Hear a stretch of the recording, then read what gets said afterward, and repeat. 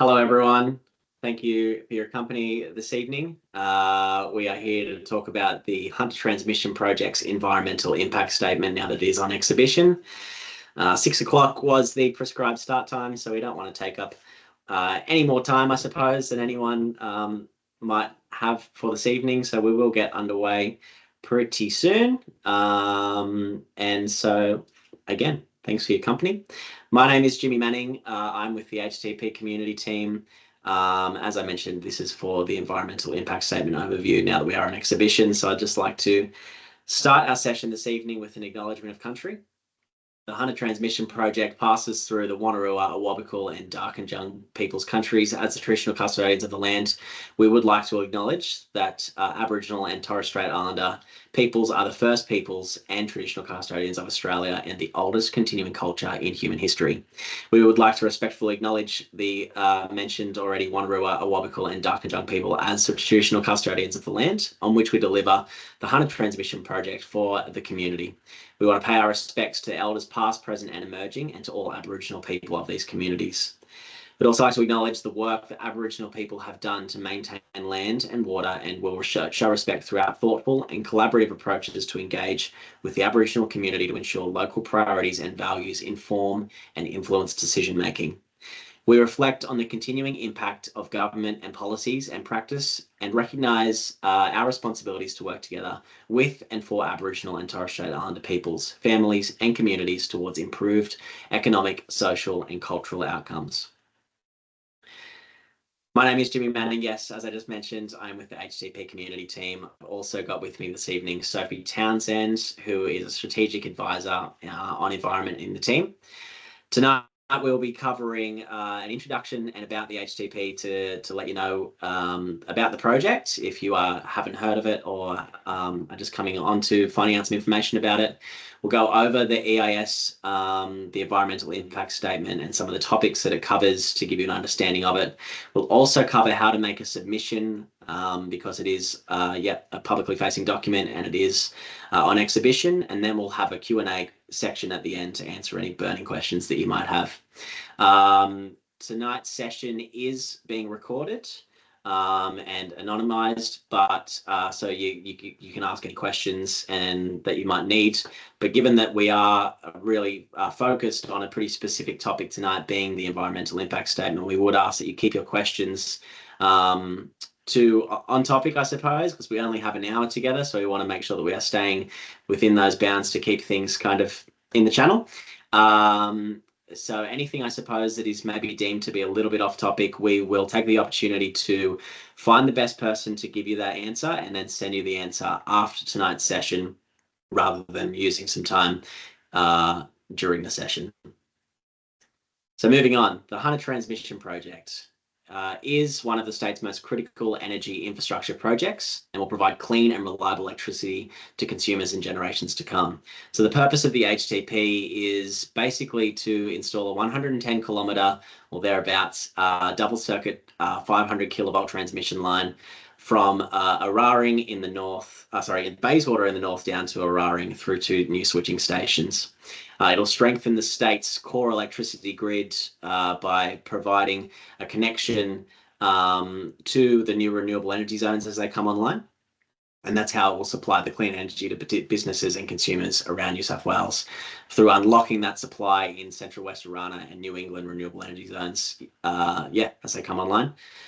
Because 80% of electricity consumed in New South Wales is in the Hunter, the Sydney and the Illawarra regions. So by unlocking that renewable energy supply in those renewable energy zones, the HTP is going to help us facilitate that. Here is what I was talking about before when I mentioned the ring. As you can see up there, Bayswater in the north is where that new renewable energy zone power is going to come into. Currently, we have a number of 500 kilovolt circuits that connect Bayswater to Mount Piper, Mount Piper to Bannaby, and Eraring to Kemps Creek. But there is that missing link there in the red dotted line, which is the Hunter Transmission Project. It will connect Bayswater to Eraring and allow that new renewable energy to make its way around the state. So construction of the HTP, between Bayswater and Eraring, and I've pretty much touched on all of that. This is the Hunter Transmission Project corridor. If you haven't seen it before, as I did mention, it does start up there at Bayswater in the north and go all the way down to the Olney State Forest there in the south. We have split the project up into three pretty specific zones, as you can see just here, north, central, and south. And what that has allowed us to do is make sure that our community consultation to date has been really specific to those areas, and also has allowed us to carry out the necessary studies in a more focused sort of way. So Bayswater to Broke is what we call HTP North, but Colburn to Corribere is HTP Central, and in the south, Corribere to Olney near Eraring. Originally, when the project did commence its early findings in 2023, the intention of the corridor was to go all the way through to the Eraring Power Station there down in the south. However, as you can maybe see, I understand it's a little bit small, but the bottom of the orange line there that connects into the blue line is the existing OPGW corridor, the 500 corridor that is already there. And so through community consultation early on, we were able to reassess that plan and put a switching station in the Olney State Forest, which then meant that we could connect into the existing infrastructure. And so the 500 kilovolt power corridor wasn't necessary to go all the way through to Eraring, which meant that we were able to reduce our impacted private land holders from just underneath 80 to now underneath 20.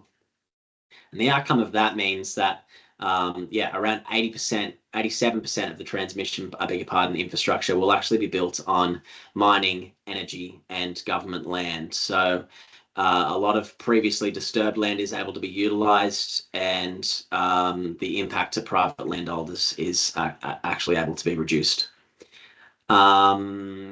I have covered a lot of that already. About 230 towers is the expected number of towers for the 110 kilometres of the Hunter Transmission Project. And yes, 2 new switching stations will be required, as well as some substation upgrades and some ancillary infrastructure.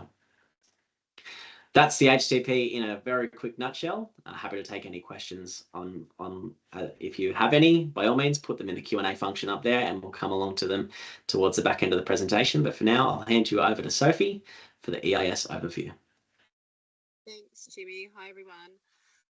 Okay, so the Environmental Impact Statement, or EIS, is a detailed report EnergyCo must prepare so that government can assess whether the Hunter Transmission Project should proceed or not. The EIS assesses potential impacts on people and the environment, explains how negative impacts would be avoided, minimised or managed, and how benefits would be maximised. The EIS is placed on public exhibition so the community, government agencies and other stakeholders can review the findings, ask questions and provide feedback. This process helps the government decide whether the project should proceed or not. Final approval for the project rests with the New South Wales Minister for Planning and Public Spaces and the Australian Minister for the Environment and Water. So as I mentioned previously, the Hunter Transmission Project needs approval from both the New South Wales Government and the Australian Government before it can proceed. And due to its strategic importance, the New South Wales Minister for Planning and Public Spaces declared the project to be Critical State Significant Infrastructure, or CSSI. And because of this, approval for the project is required under Part 5, Division 5.2 of the New South Wales Environmental Planning and Assessment Act, or EPNA Act, as we like to call it. The project has also been declared a controlled action by the Australian Minister for the Environment and Water under the Commonwealth Environment Protection and Biodiversity Conservation Act, or EPBC Act. This is because it could have a significant impact on matters of national environmental significance and Commonwealth land. So under the existing New South Wales bilateral agreement, the New South Wales Department of Planning, Housing and Infrastructure, we call them DPHI, will coordinate a detailed assessment of the impacts of the project under both the EPNA Act and the EPBC Act. But this detailed assessment requires the preparation of an EIS. Slide, Jimmy. So the EIS has been prepared in accordance with the New South Wales Planning Secretary's Environmental Assessment Requirements, or SEARS, and the assessment requirements of the Australian Government. And you can find these requirements on DPHI's Major Projects portal if you'd like to check them out. The Hunter Transmission Project is made up of 25 chapters with several appendices and technical reports. See there on your screen. It follows a standard table of contents that's provided in DPHI's State Significant Infrastructure Guidelines that were published in 2022. So Chapter 1 provides a background to the project and an overview of the project, and also outlines the purpose and structure of the EIS. Chapter 2 explains the strategic need for the project, and Chapter 3 outlines the alternatives and options considered during development of the project. Chapter 4 provides quite a detailed description of the Hunter Transmission Project. Chapter 5 provides the statutory context of the project, including an outline of the relevant legislation applicable to the project. Chapter 6 discusses the engagement undertaken with the community and other stakeholders, including government agencies, and it outlines the key issues raised by you all. Chapter 7 outlines the approach to environmental impact assessment presented in the EIS. Chapters 8 to 22 provide an assessment of impacts during construction and operation of the project. These chapters cover off topics including biodiversity, heritage, landscape and visual, traffic and transport, and land use, among other topics. And each of these chapters outline the applicable legislation and guidelines, the methodology used to assess impacts, the existing environment, an assessment of impacts during both construction and operation of the project, and importantly, mitigation and management measures to avoid, minimise or manage the identified impacts. And most of those impact assessment chapters are accompanied by detailed technical reports prepared by independent experts. Chapter 3 provides an assessment of the potential of the project to generate cumulative impacts, and Chapter 24 provides a description of the proposed approach to environmental management for the project. And lastly, Chapter 25 provides an overview of the conclusions from the environmental impact assessment and discusses the project's justification on balance of environmental, social and economic consideration. Next slide, Jimmy. Then there's all the technical reports. Yeah, there's a lot of them. Okay, so where can you view the EIS? There's two places.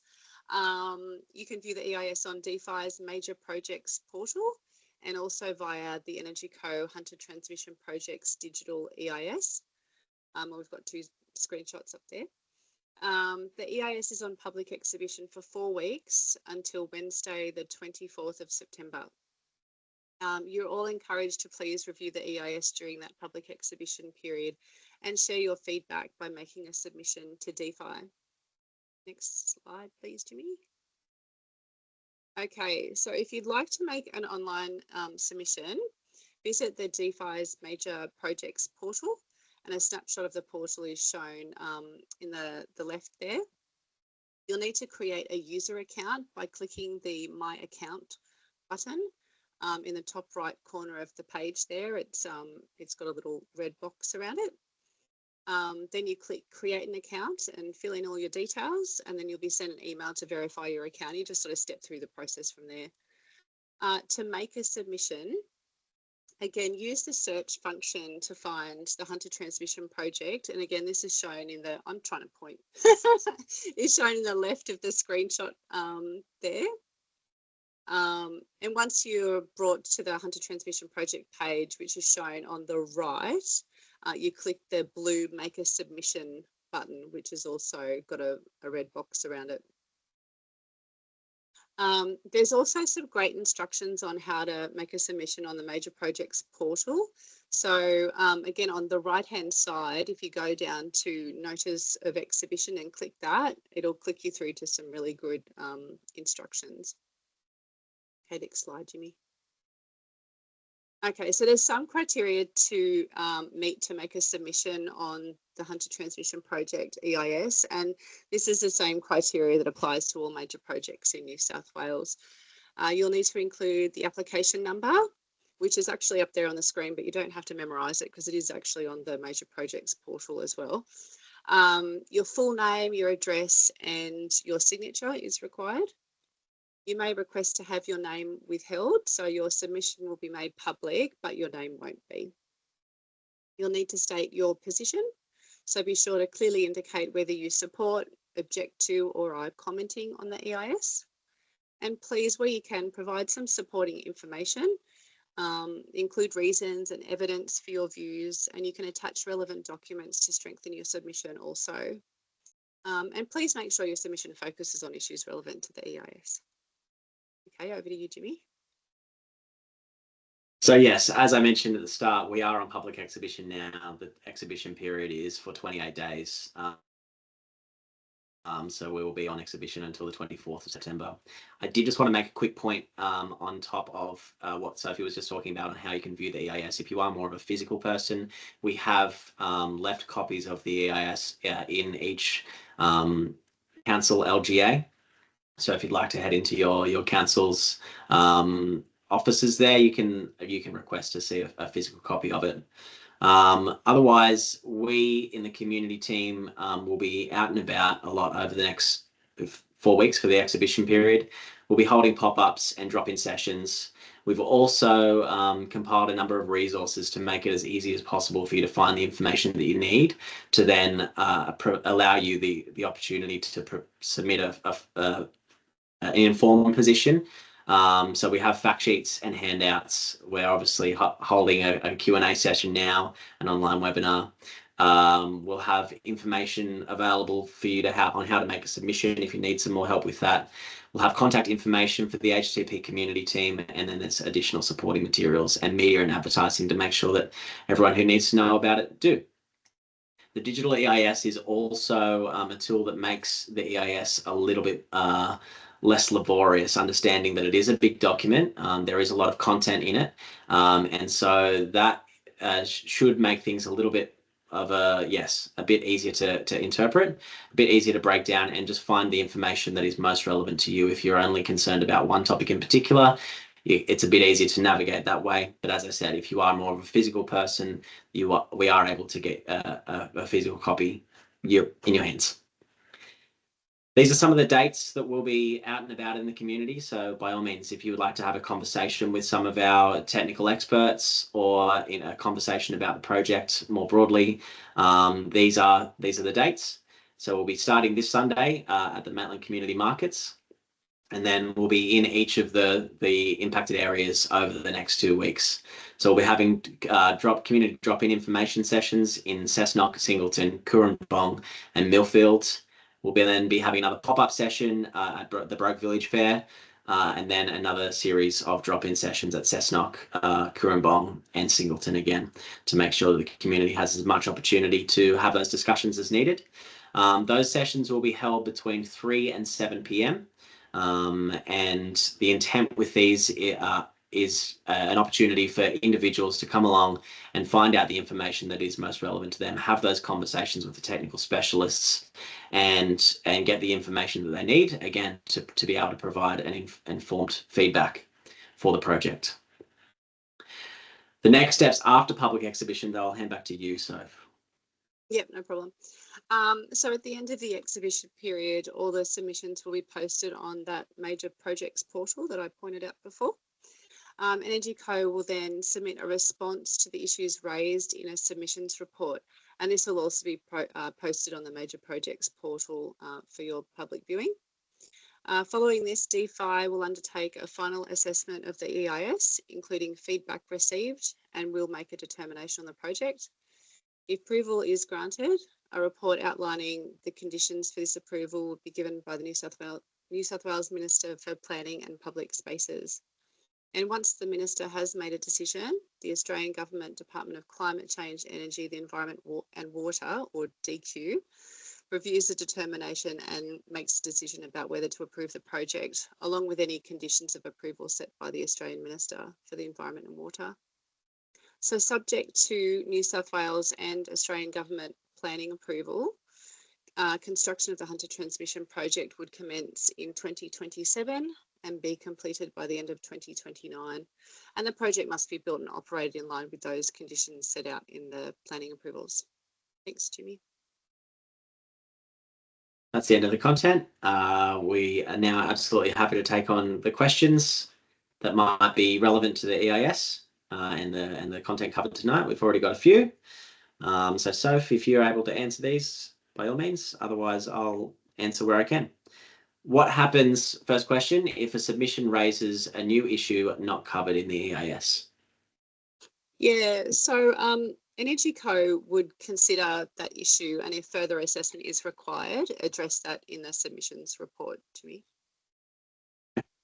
By the way, if anyone needs the Q&A section, it's just up the top there in the sort of middle area. Click on that and just click on starting a new discussion. You are absolutely welcome to provide anonymous questions if need be. But if we need to provide some more detailed answers to you, I suppose that can generally make things a bit tricky, but up to you. How does the EP&A Act differ, Soph, from the EPBC Act in terms of project assessment? So under the EP&A Act, the assessment requirements are quite comprehensive and require a more, I guess, holistic assessment of environmental impacts to be addressed in the EIS. Whereas the Australian government under the EPBC Act, they're more concerned, well, they are concerned with impacts to Commonwealth land and also matters of national environmental significance, and those are listed under the EPBC Act. So their assessment would be focused on those matters.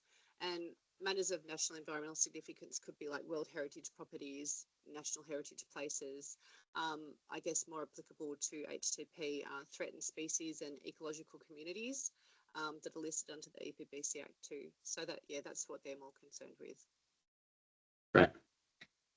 What factors will influence the New South Wales Minister's final decision?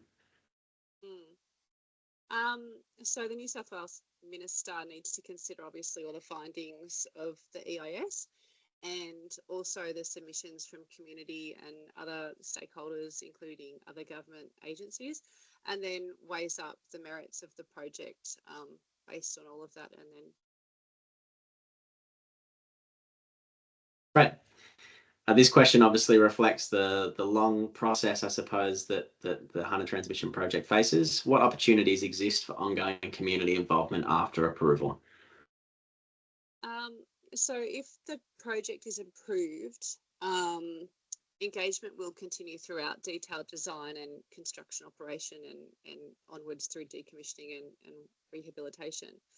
So Energy Co will appoint a network operator who will be responsible for delivering the project, and that network operator will be required to obviously meet all the conditions of the planning approval, but also maintain regular communication with stakeholders throughout construction, manage impacts through site-specific engagement and mitigation strategies, so a CEMP or Construction Environmental Management Plan, and they all, like there's environmental sub-plans attached to that CEMP, and they all require consultation as well. And the network operator would have to respond promptly and transparently to concerns as well throughout the phases of the project. Right. That is all the questions that we have received so far. We have made incredible time. So by all means, if there are any other questions that you have regarding the environmental impact statement and the process for the approval for the Hunter Transmission Project, now is the time.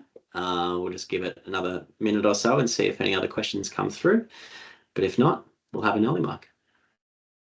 Jimmy, if people do have questions, can they email us through our HTP email address? Absolutely, that's a great question. Thank you. Yes, the HTP community team. Thanks, Soph. Is very much happy to answer questions and link you with the right subject matter experts. The email for that is http@energyco.nsw.gov.au. So by all means, if you don't want to ask a question tonight, but maybe one pops into your brain as you're going to sleep tonight, don't worry, I know that feeling all too well. By all means, yeah, shoot us an email. Or come along to one of our upcoming community sessions. I'll put those dates just back up on the screen again so that you can make note if needs be.